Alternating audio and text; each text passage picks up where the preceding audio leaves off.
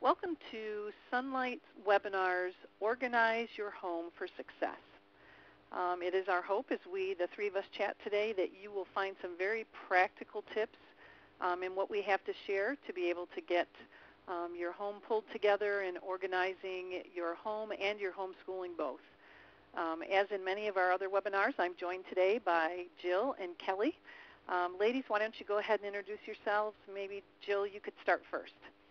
Hi, my name is Jill, and I live in Kentucky, and I have 5 children whom I've homeschooled for 17 years until my last one graduated a couple of years ago. So I'm, as Kelly likes to say, a graduated homeschool mom in that I'm not actively homeschooling anymore, but I still like to attend homeschool conventions in my region and represent Sonlight curriculum. I love to talk to and encourage homeschool parents and just help them realize that they can homeschool, and I'm just glad to be here today.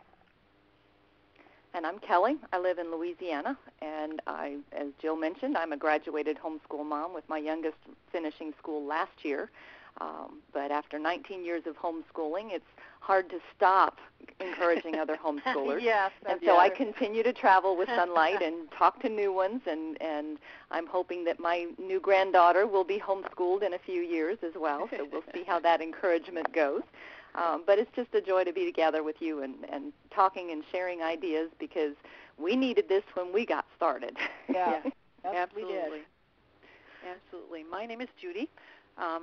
We've been homeschooling about 16 years now. I am not yet a graduate homeschool mom, but I do have a graduate who currently is in her sophomore year in college.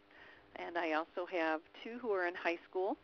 And like Kelly and Jill, I also enjoy traveling for Sonlight here in the Northeast, and it's very possible that I've met or chatted with some of you at a convention there. I also work for Sonlight on their forums and doing some other things because just like Kelly and Jill, one of my passions is to encourage homeschooling parents. And as Kelly mentioned, somebody was there for me when I started, and it was such a positive impact and an encouragement that I hope to be able to do the same. So let's get started talking about this whole area of organization, which can be incredibly frustrating for some people and very much just a second nature kind of thing for other people. I talk to a lot of people who say to me, you know what, I don't even get out of bed in the morning and I'm already feeling behind. So you think I ought to be able to homeschool my children? You got to be kidding me. I can't even just take care of my house, let alone trying to work homeschooling into the mix. And so sometimes folks will dismiss homeschooling as an option simply because they just don't feel they can get it together to be able to homeschool. I don't know about you ladies, but I have talked to folks who express that as a very real concern. Mm-hmm. It is scary. I remember when we were going to start a homeschooling, I said to my husband, I don't know. How can I, same thing. I had 2 preschoolers at home besides the other children, and it's like, how could we do that? How could I get the laundry done? How could I make supper? Was it even possible to get to be organized enough to do those things? It's scary. It is, absolutely. So let's start by defining what organization is. Now, organization is not meaning that every countertop shines, there's not a speck of dust in your house, every knick-knack gleams, and there are no signs that any children live in the house. That is not organization. That's a relief. Yes, phew. Even not having small children anymore, my house doesn't look like that. No.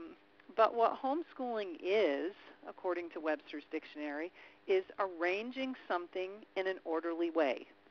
And a lot of times when we think about homeschooling or just keeping our lives together in general, not only do we think about organization, but also about scheduling.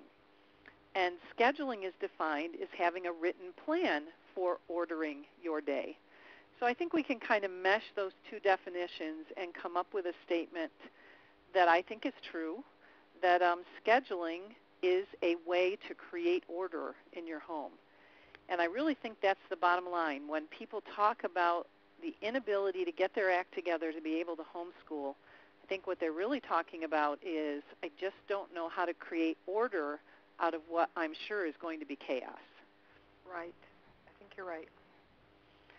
So let's get really practical and talk about some ways that maybe you can start with an organization plan before you even begin homeschooling. And hopefully this is not a hurdle that will stand in your way. One of the things I often tell people when I talk to them about organizing their home and their homeschool is you need to set your priorities for your day and pray over them. You know, before my feet hit the floor in the morning, I don't know about you ladies, but once I get out of bed and start moving around, there are just a million things that call my name and grab my attention, and any hope of having a quiet time goes out the window. Yeah, you're right there. And I think it's a very good idea to set priorities for your day and then just check in with the one who oversees our priorities and make sure that they're good with him too. So I usually recommend that we start each day where Mary started, and that was at the feet of Jesus. You know, if you think back over that story of Mary and Martha, and that, by the way, is just a classic organizational story with Mary, who was just so, or Martha, who was just so consumed with getting everything done in a timely manner, and Mary starting where she knew she needed to start, and that was talking with Jesus. So I think it's always a good way to start your day in an orderly fashion. And I think it's a good idea to decide what's important to you and your family. What's important for my day and my family is going to be very different from what's important for Jill's family or for Kelly's family.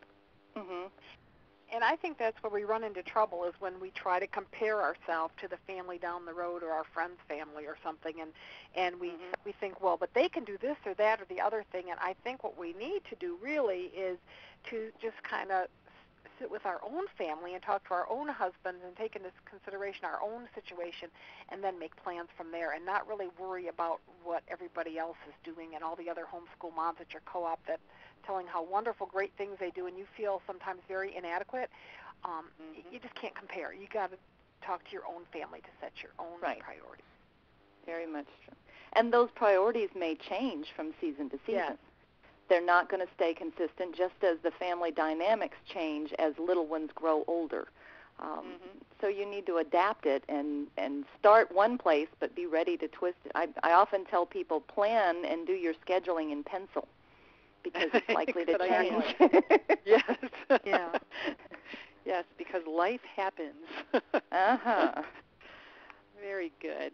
Well, now that we've talked about where to start and we have a good, solid starting point, let's talk about making a plan. And I think there are some, maybe 3 or 4 basic areas where we could really beef up the order in our home if we just address these areas. So let's talk first about household tasks. Jill, I think it was you in one of our other conversations at some point in time who said, you know, your family is a team, and you need to work together as a team. Right. And I truly believe that. I know there's nothing I hate more than to be the one, you know, you're slaving over the hot stove, so to speak, and then everybody else is like sitting around eating candy bars and reading comic books or something. Or it seems like that. It seems like everybody's on picnics and you're the one working. And that really is not very fun, and it makes the work not a joy at all. And I found when our family worked together as a team and we had a time every day where we'd say, okay, we're all going to pitch in together and we're going to do our chores around the house, and everybody's working at once, that just feels better. First of all, when I'm working in my one little corner, I've got a bunch of other people working in their little corners, and so lots getting done at the same time. Also, it doesn't make the worker resentful of the non-workers because everybody's working. We found in our house that we mostly did this after supper, which a lot of people do this before Dad comes home, but we would, after supper, I would just set the timer for 15 minutes or a half hour, and it would be okay. This is we would call it the 15-minute flash, and everybody had their chores to do. They knew what they were because I had drilled it into them. And everybody worked. You know, some people were doing dishes, some people were vacuuming, there was people folding clothes. Everybody kind of worked together. Nobody was sitting on the couch. And then in that short amount of time, with teamwork, everything was done. If we had littler children, when I had smaller children, a lot of times I would assign an older child with a younger child, so the younger child could kind of be the apprentice. So we could do it that way, or if it was really a small child, you could have maybe an older child be kind of the babysitter. But regardless of the fact, it was a teamwork, and it doesn't matter if, you know, the little one dumped out all the blocks, and you say, well, I don't want to pick them up because they dumped them out. That's irrelevant. In a teamwork, we all are going to work together to accomplish the tasks that need to be done. And in our family, that worked really great. Mm-hmm. We had, you talked about your 15-minute flash. We had what was called our annual changing of the chores, just like the changing of the guard at Buckingham Palace. You know, I would assign chores, much like what you've described, at the beginning of each school year. And if it was a new chore to a child, then to a younger child, then an older child would come alongside and help them to figure out how to do that. Or I might come alongside an older child and train them how to do something in particular. And every July, having now had the same chore list for a whole year, my kids were so eager for the changing of the chores because it meant we could do something different for this coming year. But we made a big deal out of it and, you know, posted a little chart on the refrigerator. And I'm not a big one, you know, for chore charts and all those kinds of things. That works for some people. It didn't happen to work for us, but this worked for us. And it just was an awesome way to help kids understand that homeschooling is not just about academics. It's about learning practical life skills. You know, we learned teamwork. Every child that leaves my home knows how to do their laundry and cook a meal and go grocery shopping and balance a checkbook and clean a house and, you know, just very practical life skills that in my estimation or my humble opinion are just as important as math and science and language arts. Vitally and so. They learned how to get along, I think. They learned how to get along, too. And a lot of times kids don't really know how to get along with their siblings and to work together, and they kind of are at odds. And I think with doing chores together and household things, they really learn how to get along and work together, and that's going to serve them well in their future families for the rest of their lives. Very much I think so. we're equipping them with really important skills by having them do household tasks together. I agree. Well, I felt it was important. As important, I have all boys, and so some families would lean toward the girls doing more of the household activities and the boys doing the outdoor activities and things. But I told mine, you're going to have to be in a home someday on your own, and I want you to be able to maintain it. And so they learned to, you know, clean bathrooms, mop floors, vacuum, etc. And my oldest is now married, and my daughter-in-law really appreciates that. I bet she does. And I think, too, a lot of times when folks get frustrated over being able to keep up their housework, it's not that their house is dirty.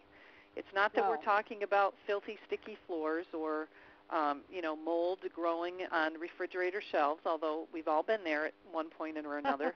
That's a science experiment, Judy. Right, there you go.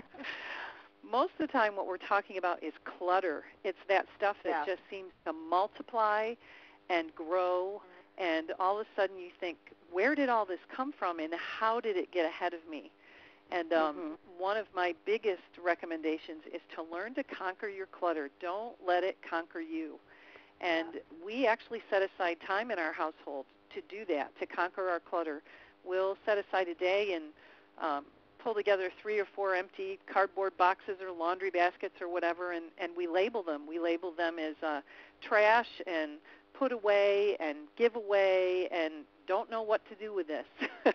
And then one room at a time, we go through and we pick up the clutter and we sort it based on those different categories. And your categories may be different. But periodically as we move from room to room, we would empty the trash. Things that needed to be put away, we would stop and file paperwork or put things back on shelves where they belonged. After we'd done a day's worth of that kind of conquering our clutter, then we would take the box that was labeled as giveaway and we would either take it and return it to its rightful owner if it was something we had borrowed, or we would take it to the local rescue mission or Salvation Army store. And then that box that said, I just don't know what to do with it, sometimes we would set that in the garage or set it in the basement and leave it for another day, but the idea was not to leave it too long because the next month when we had a Conquer Our Clutter Day, there would be another box full of stuff that we didn't know what to do with either. And my rule of thumb, ended up being if you didn't use it in a month or 2 months or 6 months, then you probably aren't going to use it, so transfer it to the trash box. So it's just a good way of staying ahead of the clutter. I used to always preach to my kids, everything has a place. Put everything back in its place. If I see something laying on the floor, I'm going to look at you and say, where's the home for that item? Take it home. Return it to its place. And that really is half the battle. If we can stay ahead of the clutter, we've conquered it. And I think, too, Judy, part of what you said is sometimes when you're in a small home, and I know you and I are both in small homes, that there doesn't seem to be a place. Like sometimes you just don't know where the place is. And I think that's when I learned about conquering the clutter. Part of it was to actually provide a place. So in our home, when you come in the house, you're in the house. There isn't a place to put your shoes. There isn't a coat closet. I mean, you're standing in the living room. And nobody ever knew where to put the shoes. And when you have 7 people, that's 14 things. Right there, you got 14 things. Yep. It's like, oh, my gosh, and it's just overwhelming. So just even we found an old apple crate, and we put it kind of outside the door of the bathroom where somebody wouldn't trip on it, and everyone was allowed to keep 1 pair of shoes in there.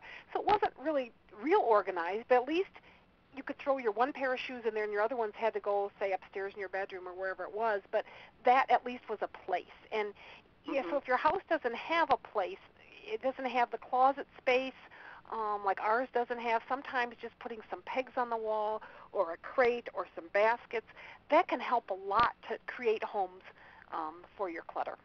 Or shoes aren't really clutter. I mean, you need them, but they still need a home. Yes. Right. Yeah. And I think, too, it's helpful just to use, you don't have to nag. One of the things I remember a good friend of mine saying to me is learn to find ways to get your point across without nagging.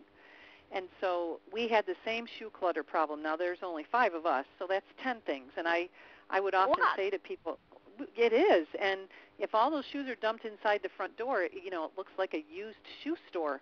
And so I would periodically, just in a pleasant voice, remind folks to take care of their shoes. And if we got to the end of the day and the shoes weren't taken care of, my answer was to scoop them all up and drop them at the bottom of the basement stairs. And people would say the next morning, where are my shoes? And I would say, well, if they're not where they belong, then you know where to look. And it just became a matter of finding a creative way to get my point across without nagging. I think, too, if you can minimize things. I know I found when my kids were home all day long, 24/7, all of us, and my husband works from home, so that's 7 of us home all day long. We use a lot of glasses. We use a lot of dishes. We use a lot of things, and I found that if everybody was assigned, they had a certain color glass or a water bottle that they had all day long, and that was theirs. They weren't using like 12 glasses apiece all day long. That would alleviate a ton of housework that never even became work because it because they just used the one thing all day long. Same thing with towels. I always had the trouble with the kids, taking the towel like kids do, and then they throw it on the bathroom floor, and then you say, who did that? And, it wasn't me, and how are you going to find out who it was?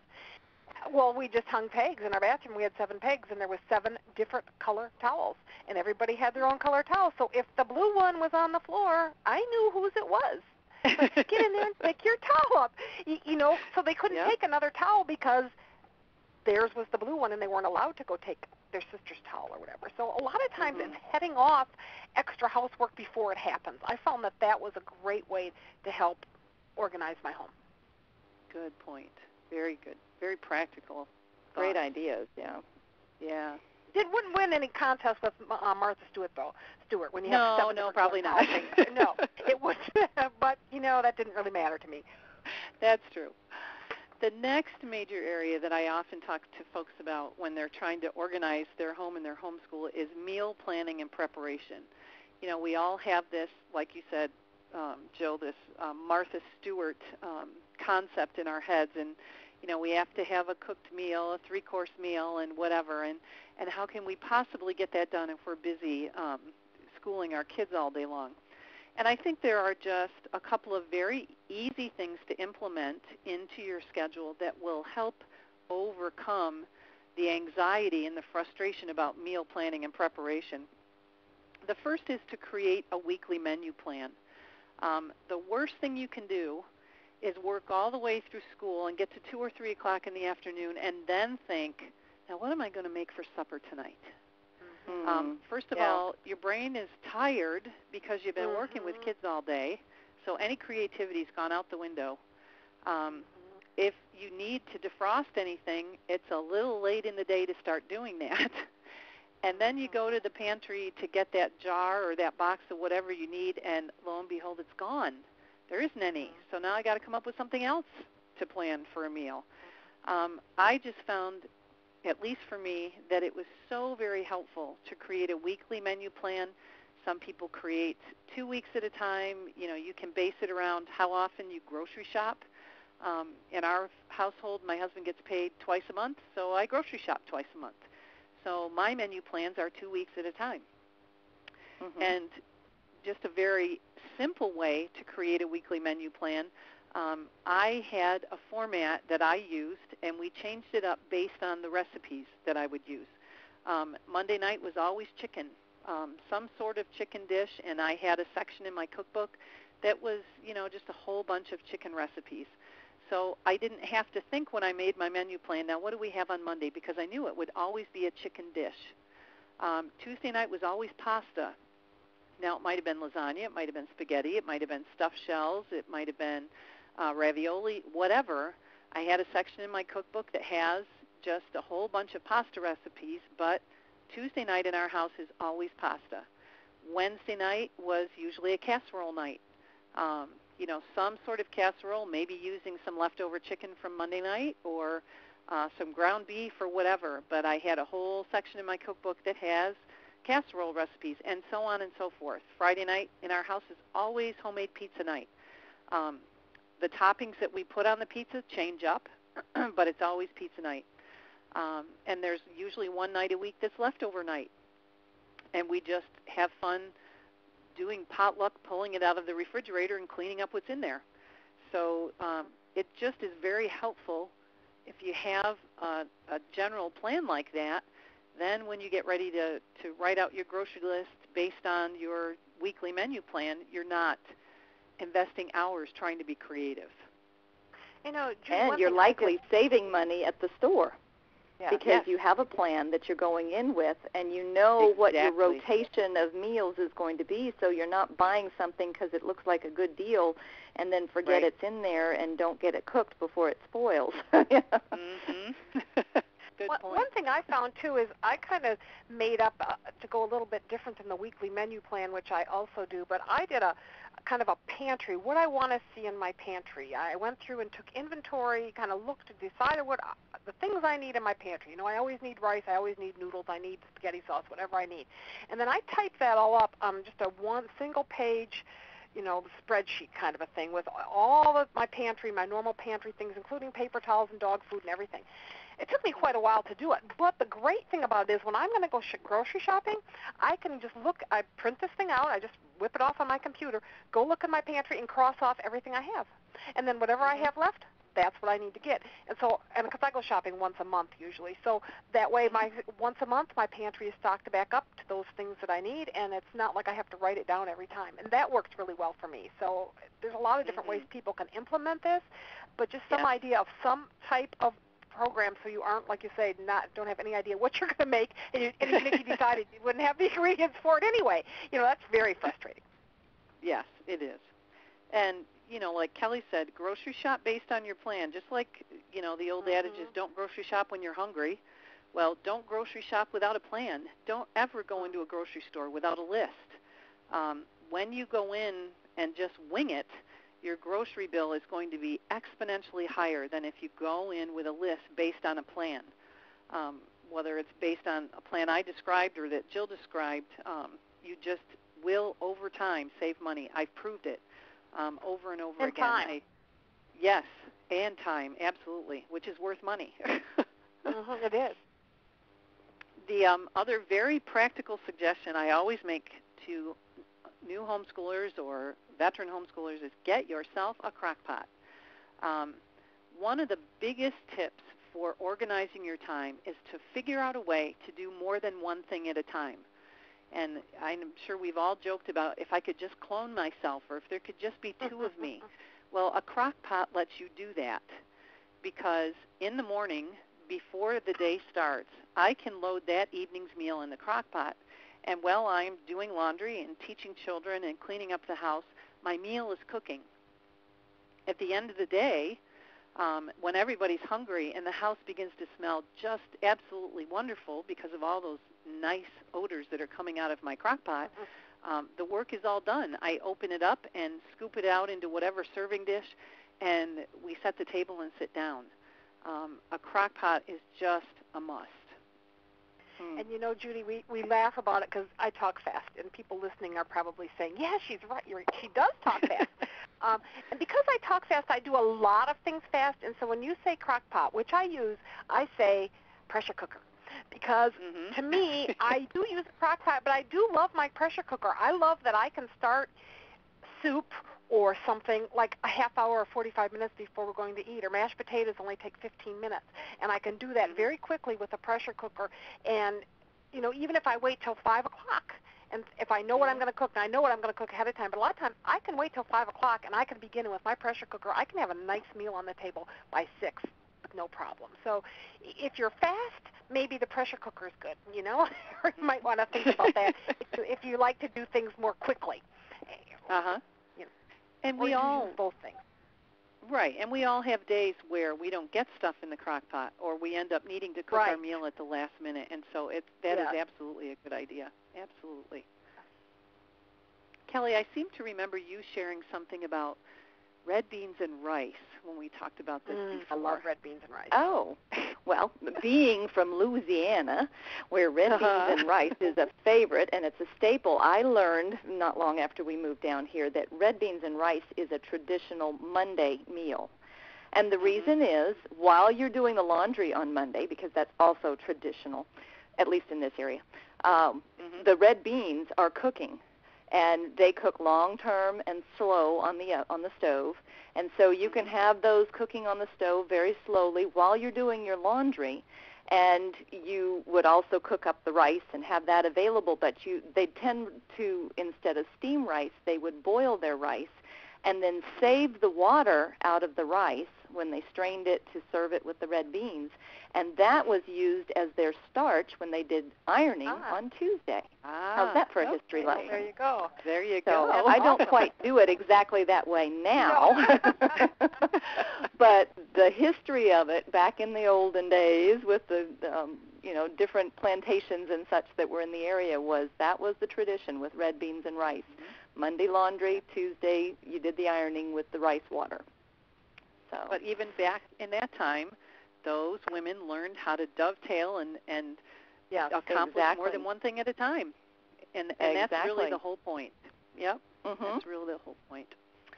Well, speaking of ironing, another area where folks seem to really struggle with getting things done is laundry, that dreaded word. I will never forget. I will never forget complaining to this friend I mentioned earlier, who was my homeschool mentor and still a very dear friend, that I just couldn't seem to keep up with my laundry. And she looked at me and said, "How old are your kids?" And I thought, well, that's funny. You know how old my kids are. And so I told her again, and she said, "Then why are you doing laundry?" And her whole point was, this is an area in your home organization where your children at a very young age can begin to take on responsibility as part of that team we talked about. This is a chore that even younger children can begin to do. They can fold laundry. They can load laundry if you've got a front-loading washer. They can sort dirty laundry, colors and whites, or however you might sort your laundry. And so she made a very good point when she said to me, why are you even messing with laundry? Your children should be taking care of that. And ultimately, the goal was that as my children became teenagers, everyone learned to do their own laundry. They kept their own dirty laundry in a basket in their room. They had a day of the week assigned to them as their laundry day, and the washer and dryer were free for them to do their laundry. And since my youngest became a teenager, actually even before he became a teenager, I no longer do laundry for my children. I do laundry for my husband and myself, which is much more doable in the busyness of my day than trying to worry about laundry for my other kids. I found it's funny, Judy, because we live so far apart and we didn't even know each other back in those days. But I came to that very same conclusion very early when I had 3 boys born in 4.5 years. And as they started getting a little bit older, everyone's underwear looked exactly the same, and everyone's shirts looked exactly the same. And half of our time was trying to figure out whose is this, whose is this. Everybody's clothes looked almost the same because they were so close together in age. And I figured out eventually, not when they were 5, but as they got to be more like 9, 7, and 5 maybe, if they each had their own basket and did their own laundry, and I did usually the little ones, but once I got about 7 or 8, they started doing their own, there was no more having to sort laundry because everything that came out of that dryer was theirs. I mean, it was like this revelation. It was amazing. Wow, this is fantastic. It saved so much time and so much energy and so much hassle, and I couldn't believe that I didn't think of it before. The other thing that when you said, how old are your children, I often laughingly, my kids didn't laugh as much as me, but I would laughingly say that I was management and they were labor. My job is to organize them to be this workforce. And if I do my job well, I am management and they are labor. And there's plenty of them to do the labor if you just had someone to organize them. And I think that's kind of a worthy goal for us to look forward to, is to have our kids be more of labor and us more management. Yes, because it goes far beyond laundry. I only cook once a week in my household. My children are responsible. They have a couple days a week that are assigned to them, and they're responsible for planning a menu and making sure we have the ingredients in the house and cooking that meal and cleaning up from that meal. And, one of my kids laughs and says, "What are you ever going to do when we leave home, Mom? Because all of a sudden you won't have somebody to do your laundry and somebody to do your cooking." And my response usually is, the same thing I did before you came along. And that is, I will then only have 2 people to worry about. So, exactly. Yeah. But what they don't see from their position as children in the household is what we see as an adult, and that is we are equipping children to leave our household and go out and be able to do exactly what Kelly's daughter-in-law is so grateful that her husband knows how to do. And that is they can pitch in and do laundry, and they can cook a meal, and they can go grocery shopping. And what a blessing for both spouses to be able to do that.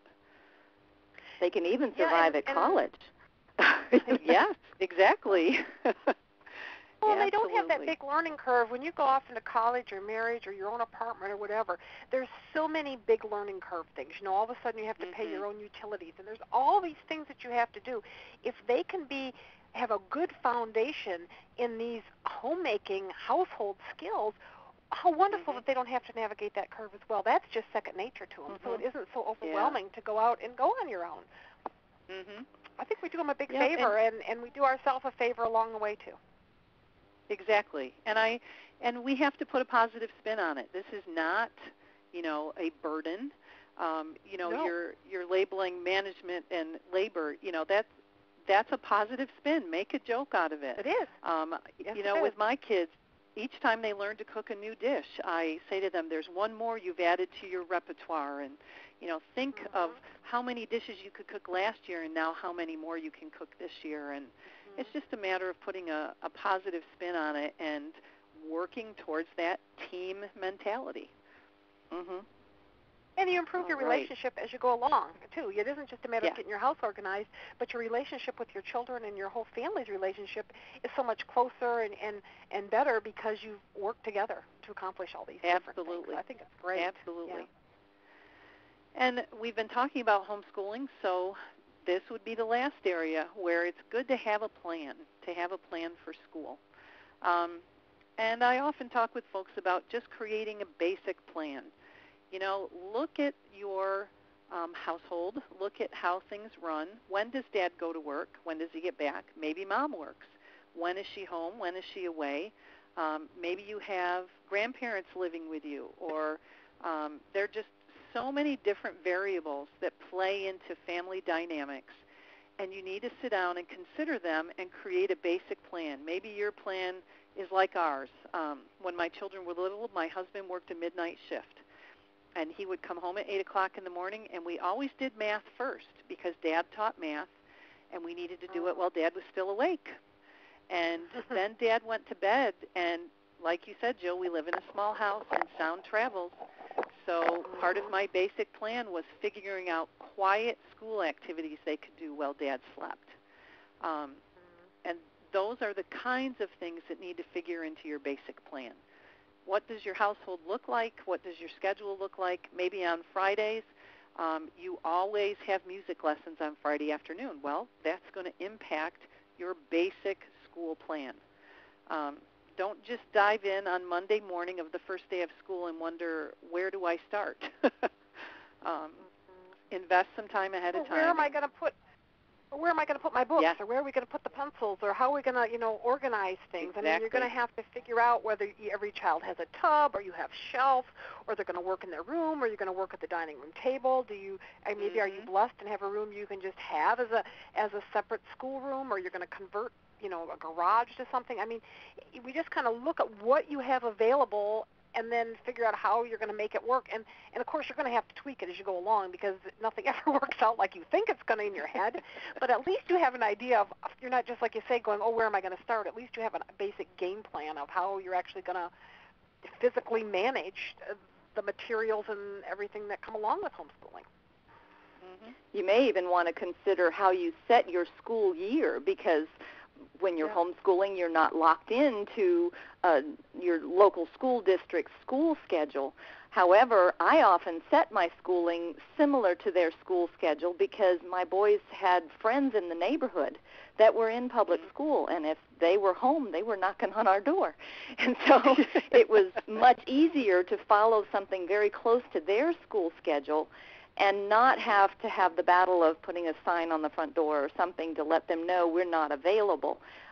And then my boys felt free to come and go when their friends were available, but we still got a lot of school done in the time that their school buddies were in their public school classrooms. So you think about things like that. Learning year-round is a very good possibility, but also know your environment and what's going to work for you. Right. If you're segregated and separate from a busy neighborhood, that may work very well, and you can adjust your schedule accordingly. Right, but if the neighbor kids always, every day during the summer, playing basketball in the driveway that's right outside your dining room window where you do school, and I'm speaking from experience here, it's going to be hard to focus. When the kids out there playing, it is. So you got to take that into consideration. Yeah, and see, we live in a more rural area, so we actually start school in early August because it doesn't matter when the other kids are in school for the most part, and then we take our family vacation in September because all the tourists have gone back to school and back to work. Hotels and things of that nature are significantly cheaper because it's considered off-season, and we have just so many years remarked on the point of how flexible that's been for us because of homeschooling, and how many fun vacations we've been able to have on a much smaller budget because of when we go on vacation. Right. So you can travel with right, Dad, Kelly. too, if Dad travels. Yeah, right. We've done a lot where my husband would travel, and we could just go along with him, and that makes a very inexpensive vacation, too. There's great field so trips. many things you can do in homeschool. Yeah, excellent. Yeah, and then based on your plan, whatever it might be, and whatever curriculum materials you choose to use, you need to equip yourself with the necessary tools. And we've already kind of basically mentioned that. Maybe you have a bookshelf that's set aside for school materials. Maybe you don't have room for that, and so maybe your kids' school materials are in plastic baskets or tubs, and they just get set alongside or behind the couch when the school day's over. There's just a lot of tools that can help to make your school year easier, and you will be much better able to decide what those tools are if you've created a basic plan first. And you can stay organized because everybody knows the same thing, what the home is. Where is the home for all the school materials? It's the same thing. Exactly. Setting that ahead of time, just like we talked about before, it makes everything so much easier. Yes. And the bottom line, after all of those practical ideas and suggestions, the bottom line is whatever time you invest now in planning your schedule is going to mean less stress in the future. Just like planning your menu at a week or a month at a time means less stress when dinner time rolls around. Well, planning for your school year, investing time to create a basic plan and gathering all the materials you need is going to mean less stress in the future. And as we talked about before, set your own standards. Don't give in to that comparitis disease that a lot of homeschool moms have. Listen to what other folks do, glean whatever good ideas might work for your family, but realize that your family is unique. And just because Johnny in that other family is doing calculus in second grade doesn't mean that your child is behind. Everyone has their own unique setup. You need to set your own standards and be content with where your family is and what your priorities are. And finally, learn to enjoy the process. You only get to do this once. And I'm coming towards the end of my homeschooling career, and Kelly and Jill are already there, and I'm sure they would agree with me that it goes by in a big hurry. Oh, yeah. We're marrying our first child later this summer, and I think to myself, but wait a minute, I just yesterday was teaching her how to read. So more than anything, don't get so caught up in the details that you don't enjoy the process of educating your kids, because then you cheat yourself. You really do. Yes. Well, ladies, again, as always, it's been a joy and a delight to be able to chat with you and have a few laughs together and share some good ideas and pointers. I appreciate you and the time you invested. Thanks so much.